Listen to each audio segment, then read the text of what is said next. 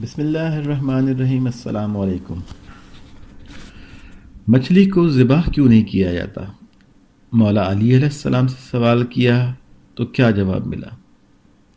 ایک مرتبہ مولا علی علیہ السلام مسجد میں لوگوں کو حلال اور حرام کے بارے میں بتا رہے تھے کہ جانور کو پہلے ذبح کیا کرو، پھر حلال ہوتا ہے تب کھایا کرو۔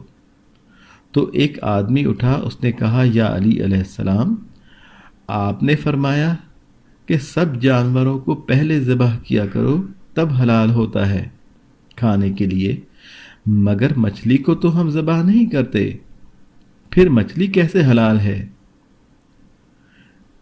مولا علی علیہ السلام نے فرمایا، اللہ نے جانور کو ذبح کرنے کا حکم اس لیے دیا ہے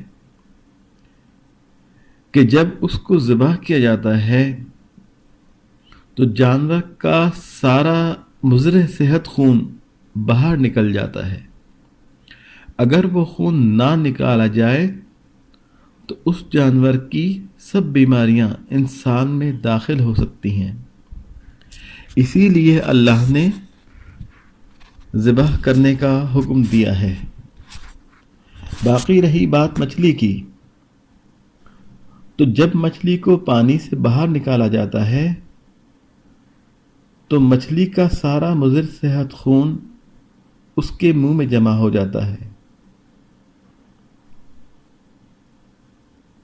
تو مچھلی کے منہ کا وہ حصہ جہاں خون جمع ہوتا ہے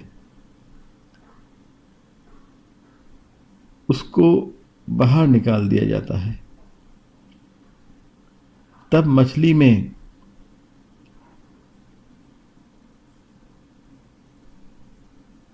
خون باقی نہیں رہتا، اسی لیے اللہ نے مچھلی کو ذبح کرنے کا حکم نہیں دیا۔